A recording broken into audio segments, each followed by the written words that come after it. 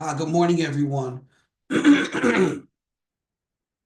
Hopefully, everyone's safe in the bitter storms that we're having right now. Pray that everyone's well and secured. Since I wrote since December, but I think it's been a little bit even earlier than that. But there's not been a day when someone has talked to me, or I've listened to the news, several different news programs, and someone has talked about the need for peace. Oh, God. And I know I did a message on peace a couple of weeks ago, and I even mentioned peace again last week, but it's just I can't get away from it because every place that I go, I hear it, and I continue to ask God about it. So I think it's agreed, unilaterally, that people, all types of people around the world, actually want peace. I think they want peace in their lives. The King James Bible, Isaiah 9:6 read, "For unto us a child is born, unto us a son is given, and the government shall be upon his shoulders, and his name shall be called Wonderful Counselor, the Mighty God, the Everlasting Father, the Prince of Peace." God. King James Bible, Philippians 4:7 read, "And the peace of God, which passeth all understanding, shall keep your hearts and minds through Christ Jesus." So, the peace of God, this, I don't know why, but it seems to be a problematic issue. Mm, it seems to be problematic. I asked God, I said, why this week, just this week, I asked, why is your peace so complicated? Why is it so complicated? Well, the answer that he gave me was very direct and not as complex as I thought. Hmm. That brings me to today's topic, which is entitled Peace Expanded.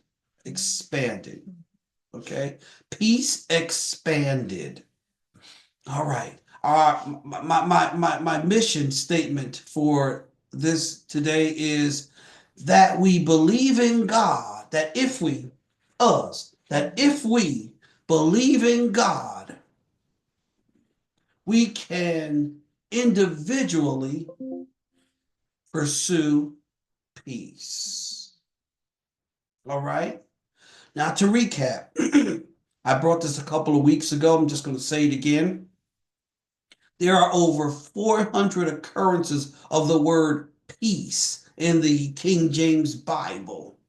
Um, Sometimes it refers to holding your mouth, holding your tongue. Other times it pertains to um, uh, um, not being at war. So, Merriam-Webster's dictionary describes peace like this: peace is commonly used to mean the lack of conflict, such as war. Now, Merriam-Webster breaks it down into categories. So, personal peace, it says, is inner calm, contentment, and emotional balance. God. Then there's interpersonal peace, which means harmony and lack of conflict in relationships. Then there's social and world peace, which means, and Merriam-Webster describes it as a nation or world free from war and public disturbance, characterized by justice and prosperity. Wow. The King James Bible, John 14 and 27 says, peace I leave with you. My peace I give unto you. Not as the world giveth, I give unto you. King James Bible, Isaiah 53 and 5 read, but he was wounded, God, for our transgressions. He was bruised for our iniquity. The chastisement of our peace was upon him, and with his stripes we are healed. King James Bible, Galatians 5 and 22 read, but the fruit of the Spirit is love, joy, peace, long suffering, gentleness, goodness, and faith. King James Bible, Ephesians 6 and 15 read, and your feet shod with the preparation of the gospel of peace. God. Colossians 3:15, and it says, and the peace of God, goodness, rule in your hearts, to the which you are also called in one body, and be ye thankful. My God. What I want to establish here is that God gave us access to peace. Goodness. He said in St. John's the Gospel of John, it says, I give you peace. He said the words, I give you peace. We also confirmed, I want to confirm that the people he gave peace to were those who believed in him. In other words, if you believe in God, then you need to trust in his methods for peace. All right? I wanted to establish that in those Bible verses that I read to you. Now, this is what we know. This is what we know. We know that God has given us access to his peace. 2, we know that the world is in a desperate need of peace, and every corner of the world is asking for it. 3, we know that it's peace that's different than what we previously understood it was. Okay? So how can, this is me now just asking a question, is how can we all agree that we need something when we don't understand what we need? God. This lies, to me, it lies in our description of what peace is to the individual. If you remember, when you look up peace in the dictionary, it describes it as euphoric or serenity or serene, and this is something that allows only the receiver, the one person, goodness, to have a place of peace within them. I want you to note that while this person is living in serenity and in euphoric state and in a serene environment, no one else is experiencing peace except them. God. In other words, that peaceful feeling is just for you. Good. Now, while these, are words that describe peace, they fail in comparison to what God has actually given us access to. And I'm going to explain why. See, our human complications with peace are the conditions of peace that are agreed upon by each person involved. What I mean by this is there are conflicts between factions of people. There are conflicts between cultures, El. There's conflicts between different ideologies. There are conflicts even with religious beliefs. And when these beliefs conflict with one another, there is the potential for disagreement. That disagreement is like this. It's my way is right and your way is wrong. God. Each side takes this stance in what they feel is the correct way to live, the correct way to feel or think or even practice religion, and even how to develop your own lifestyle. So the two sides might try to come together in mediation because they can't agree on something. They discuss the terms of surrender or the terms of peace. For this to manifest itself, each side makes an allowance, God. Now, the problem here is that no matter how much allowance is made, one side will always feel they've gotten the advantage over the other. Goodness. To be plain here, we know there are wars all over the place, right? And and I want to be real plain. And this is how they do. If you surrender this territory, that's what they'll say. As they get together and try to mediate this and try to talk this over, they said, if you surrender this territory, the war will end. Good gracious. There's never an even split here. One side will always feel as though they were taken advantage of or didn't get a fair shake in these terms of peace. God. That's the misunderstanding between the peace of God and the peace of humans. With the peace of God, every side gets satisfied with the conditions. The only surrendering is for the mistreatment of others. In other words, you live your life and don't destroy mine. God. You are free to live comfortably around me without me attacking your methods or your beliefs. And in turn, you will give me the same life benefits that I give to you. And if we can agree with that, there's peace. Goodness. That's the peace that passes all understanding. It's because you are not giving up anything for me to be at peace. And I am not giving up anything for you to be at peace. Goodness. My goodness. We seem to get so wrapped up in how other people want to live, how other people pray. We tell people don't pray like this. How do we do that? God. We talk about how others worship. My goodness. Everybody must do it our way.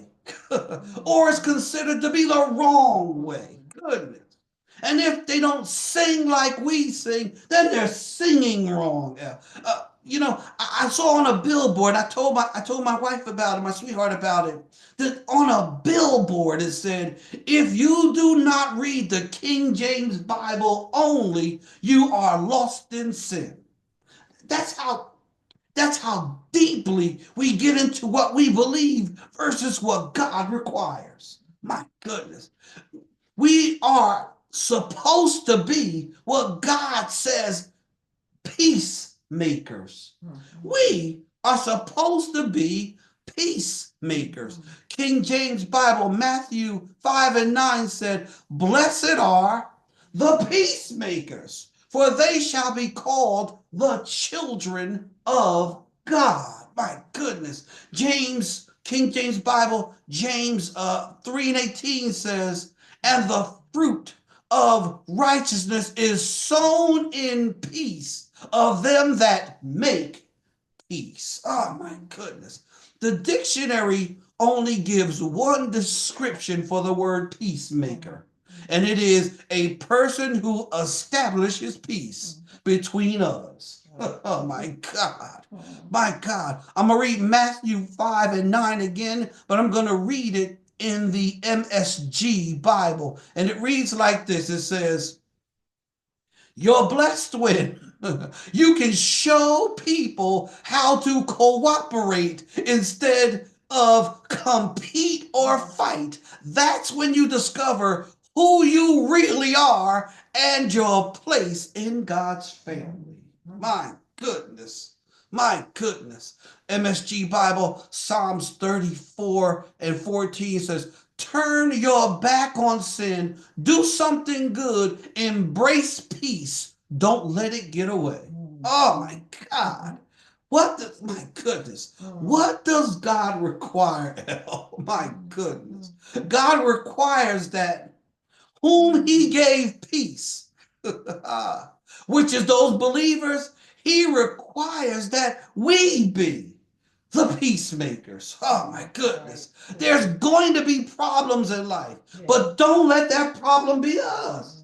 Oh my goodness. There's going to be disagreements in life, but don't let the conflict that ultimately develops into war. My goodness. When I say war, I don't always mean country against country. Sometimes it's religious belief against religious belief.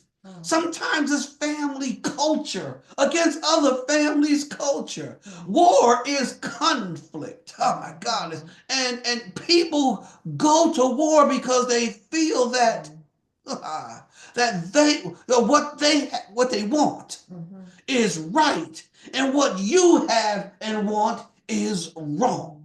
See, blessed are the peacemakers. If peace comes from anybody, it should be coming from us.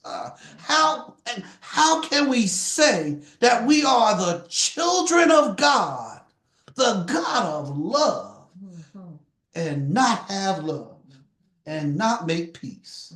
Goodness.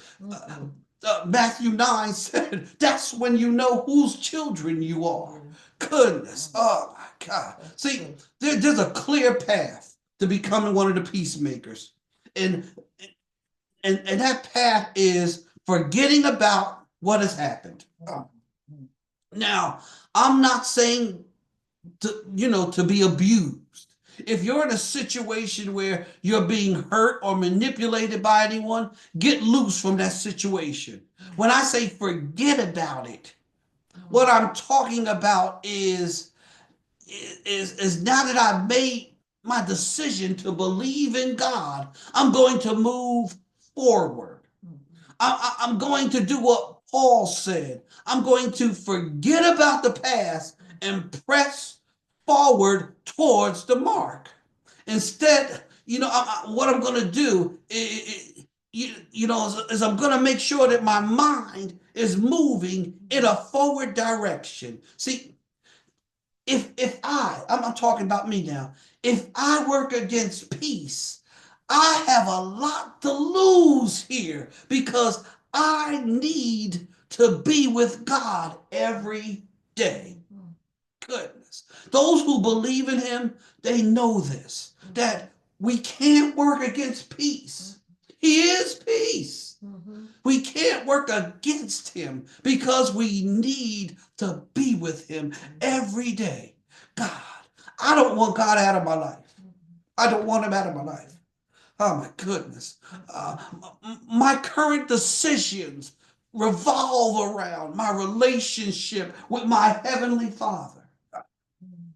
When I leave this world, I want the blessed assurance that my home has been secured in the presence of God.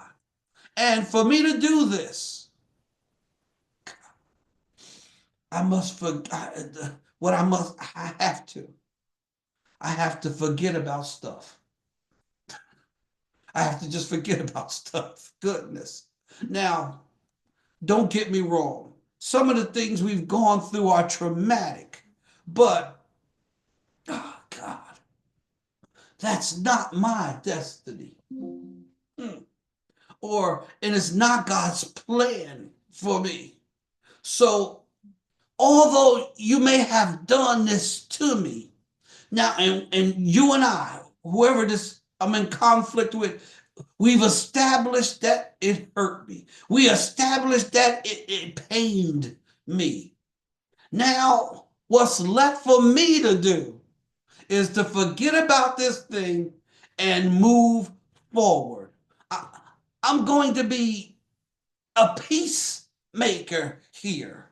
Why? Why am I going to do this? Because God has given me access to his peace. He's given me his peace. And since he's given me his peace, he is watching me to see what I do with it. Oh my God. Do I hold it and force others to obey me, El? Or do I pursue his peace in every encounter as me being the peacemaker? My God, my God. There's a saying, I forget who said it. It was one of the books I read, and it says a slave will not live satisfied as a slave forever, forever. Mm-hmm. This is because no one can live a lifetime under another person's peace. God. Ultimately, they will rise up and take back their life, and get back what their life means to them. No one will submit their life over to another person forever. Eventually, there will be conflict. God.